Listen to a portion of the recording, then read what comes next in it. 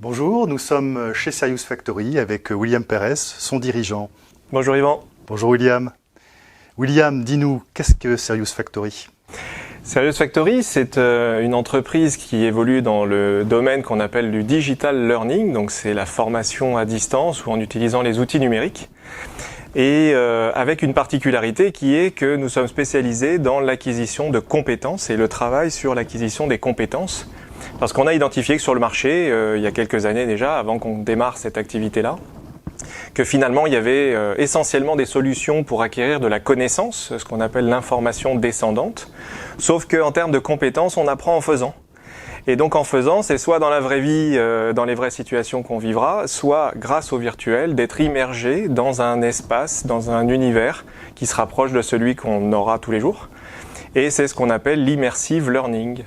Et donc Serious Factory travaille en tant qu'expert dans ces métiers-là et aujourd'hui fait partie des leaders du marché sur l'acquisition de compétences au travers d'outils digitaux. Qu'est-ce qui t'a finalement motivé à entreprendre, devenir entrepreneur, et puis également à changer de cap ? Je crois que l'entreprise a changé de cap en 2015. Oui, alors donc il y a deux éléments importants. Effectivement, quand on a dans les gènes une volonté de créer, de faire grandir, puisque c'est ce que j'ai fait pendant la première partie de mon parcours professionnel. J'ai passé une bonne partie de ma carrière à former tout un tas de forces de vente du marché pour aller vendre de la valeur de produits qu'ils devaient commercialiser. Et donc cet ADN de concevoir, de créer, de former, de faire grandir s'est transformé peu à peu en une envie d'entreprendre parce qu'on est, comme on dit, toujours mieux servi que par soi-même. Et donc cette volonté de mettre en place les outils qui permettent à chacun d'entre nous de transmettre ses savoirs, c'est ce qui m'a poussé à créer Serious Factory il y a maintenant bientôt 12 ans. D'accord. Et 2015 donc ? Et donc en 2015, jusqu'alors on était encore très orienté prestataire de services, on faisait des offres sur mesure parce qu'on avait cette capacité à faire des choses de très bonne qualité et à des tarifs très intéressants pour nos clients. Sauf que avoir un goulet d'étranglement chez Serious Factory en étant immergé, inondé de demandes entrantes pour faire ces serious games et ces simulations comportementales sur mesure, devait nous pousser à changer d'approche. Et donc passer de faire des projets un par un à faire des milliers de projets, et donc forcément pas par Serious Factory, d'où la volonté de changer d'optique et de passer d'une prestation de service à un éditeur de logiciels où quiconque à transmettre ses savoirs pourrait le faire soi-même grâce à notre outil logiciel qui s'appelle Virtual Training Suite. Et donc pouvoir développer un logiciel nécessite des fonds, nécessite une équipe de R&D, de développeurs aussi. Et donc on a voulu lever des fonds en 2015 et accélérer cette volonté de transformer le marché en créant un logiciel auteur et donc forcément pas possible de le faire sur fonds propres quand on fait du service. D'accord, donc éditeur de logiciels, pour de la croissance, lever des fonds et générer de l'emploi et du succès sur le marché. Exactement, et partout sur la planète. Et partout sur la planète. On parle souvent de serious game, mais finalement le learning digital, le e-learning comme on l'appelle, existe depuis longtemps. Donc est-ce que tu peux nous expliquer ce qu'apporte réellement le serious game et la façon de travailler de Serious Factory et des logiciels de Serious Factory dans ce domaine ? Oui, alors c'est finalement assez simple. On le connaît tous finalement au fond de nous. On connaît tous cette différence entre apprendre et pratiquer. Acquérir de la connaissance, lire un livre, voir une vidéo, être passif devant un contenu pédagogique, c'est bien pour acquérir la connaissance. Prenez l'exemple d'une formation vendeur. Vous allez suivre une première partie de cette formation qui va être acquérir la méthode de vente, la technique, avec toutes les étapes, questionnement, reformulation, etc. À la fin, vous allez faire un quiz pour vérifier que vous avez vraiment compris l'information et vous allez avoir tout bon. Mais est-ce que vous êtes bon vendeur pour autant ? Ça, c'est loin d'être sûr parce que c'est vraiment par la pratique et l'expérience qu'on acquiert ces compétences-là. Donc on ne peut pas s'arrêter au module e-learning comme on ne peut pas s'arrêter au présentiel parce que faute de budget et de temps, on ne peut pas rester des jours et des jours à pratiquer en présentiel alors que c'est la meilleure approche, pratiquer. Donc la meilleure alternative est le serious game ou la simulation comportementale, le simulateur, comme tout type de simulateur, où on va mettre en pratique la théorie apprise au travers de mises en situation réalistes comme on va les vivre au quotidien dans notre univers de tous les jours et qui vont faire appel à l'ensemble des compétences dont on aura besoin pour faire notre métier. Et c'est donc la différence entre le serious game qui va être bien plus engageant, immersif, donner l'envie, avoir des choses à gagner, des défis, etc., plutôt que d'être passif devant un contenu pédagogique où quelqu'un nous donne de l'information, nous dit de l'information dans le meilleur des cas, où on appuie sur des boutons pour aller à l'étape d'après, sans pour autant vraiment ingurgiter la compétence. Alors on parle souvent, lorsqu'on fait de l'édition de logiciels, on fait souvent la distinction entre sur-mesure et un produit pour le marché. Et la question qu'on peut se poser, c'est que jusqu'à maintenant, les serious games demandaient un investissement humain et en développement important auprès des clients. Finalement, avec un logiciel prêt pour le marché, on peut aller jusqu'où ? Alors effectivement, quand on parle de digital, quand on parle de virtuel, finalement il n'y a pas de limite, puisqu'on peut créer et recréer tout ce qu'on veut. Reproduire l'humain est très très très complexe. Alors il faut se poser la question d'abord du ROI. Est-ce que ça vaut le coup d'investir encore plus pour être encore plus réaliste si c'est pour former 3 personnes ? Donc il n'y a pas forcément le besoin. Maintenant, quand on regarde le marché du digital learning et le marché de la formation au sens global, on n'a pas non plus besoin de former de manière massive sur des sujets très précis, très pointus qui nécessitent beaucoup d'investissement. La plupart du temps, c'est des investissements assez classiques et très proches des modules e-learning, ce qu'on arrive à faire avec nos logiciels. Comme tout logiciel, on peut les pousser très très très loin pour aller vraiment dans des détails très riches et pertinents, comme on peut faire de mini-scénettes de quelques secondes, quelques minutes, pour illustrer une situation qu'on veut plus voir dans une entreprise ou qu'on voudrait voir meilleure faite différemment.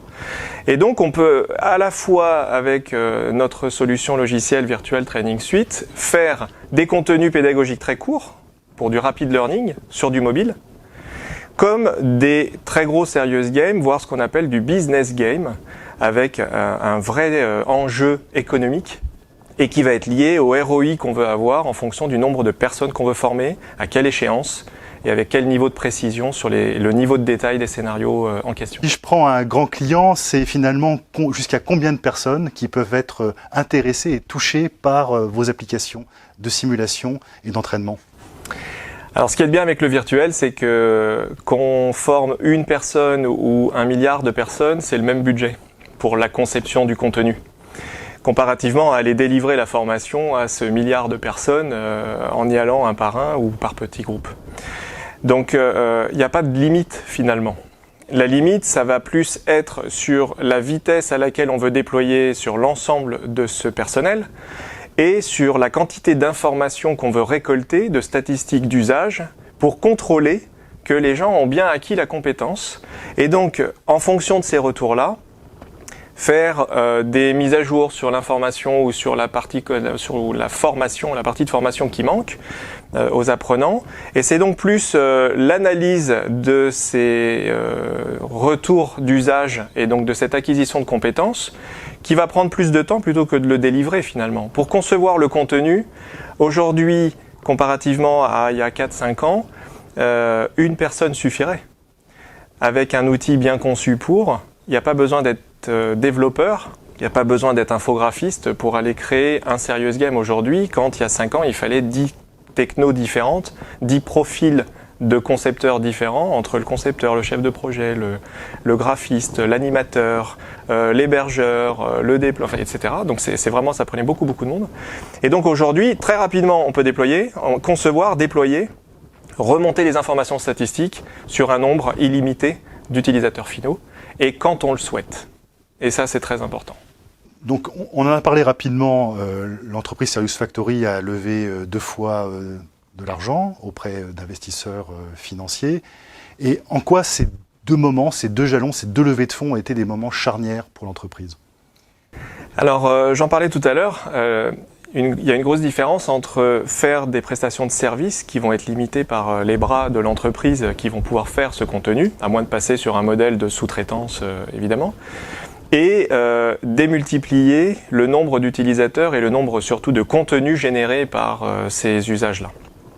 Une chose est sûre, tous les grands comptes, toutes les entreprises qui ont compris l'importance de l'entraînement et de la pratique pour maîtriser des compétences, a donc besoin du résultat de ce qu'on peut faire avec notre logiciel, qui est le simulateur, le serious game, la mise en situation. Pour pouvoir déployer massivement dans le monde entier et dans toutes les langues autant de simulations comportementales avec autant de différences culturelles qu'il peut y avoir dans le monde entier, on a besoin d'un logiciel. Et le logiciel nécessite de la R&D, nécessite du développement, nécessite des gens focalisés à ne faire que ça. Alors qu'avant, on faisait comme toutes les boîtes de services, on va faire un projet pour un client et puis on va dépersonnaliser une partie du projet, capitaliser pour en faire un autre pour un nouveau client, finalement on n'avance pas.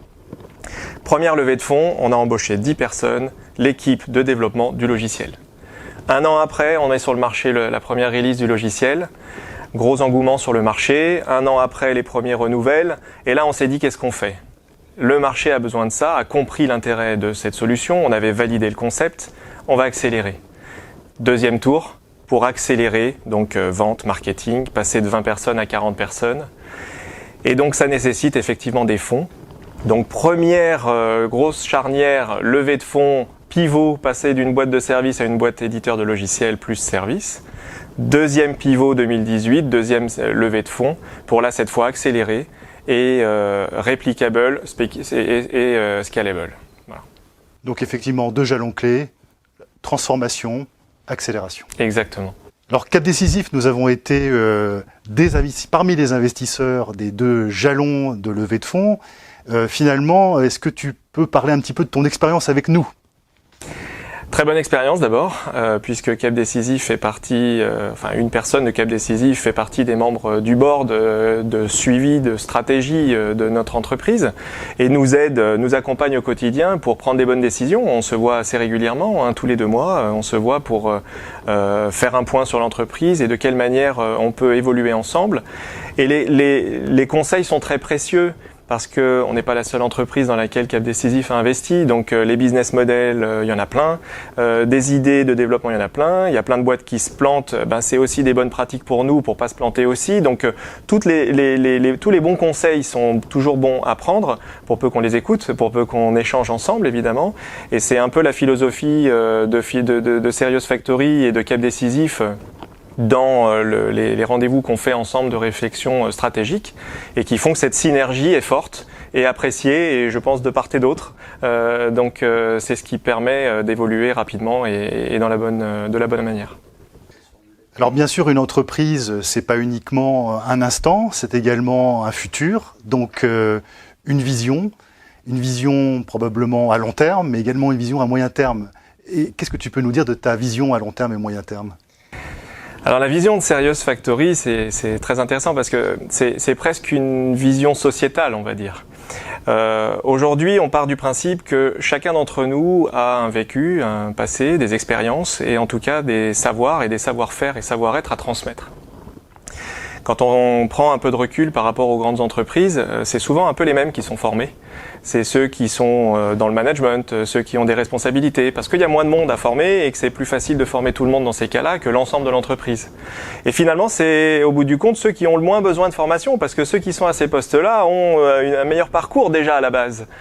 Et on augmente cette fracture sociale entre les gens qui font dans l'entreprise et le management qui pilote. Et c'est ça qu'on veut casser dans ces modes opératoires, apporter à chacun d'entre nous la possibilité d'accéder à la formation, à l'acquisition de compétences pour grandir, évoluer et pas être cantonné à son poste parce que j'ai pas pu évoluer. Et donc ça, c'est la vision de Serious Factory, c'est donner la possibilité à chacun d'entre nous et de transmettre ses savoirs et d'en avoir et de progresser pour pas que ce soit exclusivement à certaines personnes. Et donc améliorer cette égalité des chances. Et bien sûr, je pense que comme tout entrepreneur et toute société de croissance, un certain leadership de marché, national, international. Oui, alors évidemment, la volonté n'est pas de s'arrêter à la France, qui est plus le terrain de jeu aujourd'hui. Hein. C'est à minima l'Europe pour une société française. Mais ce qui est intéressant, c'est que l'approche de notre suite logicielle ne dépend pas de la culture du pays. Parce que nous, on développe un outil qui permet de concevoir des contenus. Et c'est le contenu lui-même qui va prendre en charge cette culture et cette pertinence. Et donc, on peut s'exporter dans n'importe quel pays aujourd'hui. L'application elle-même permet de rédiger des contenus et de créer des contenus dans plus de 40 langues, incluant les voix off. Finalement, ça s'exporte bien. Merci William. Merci Yvan.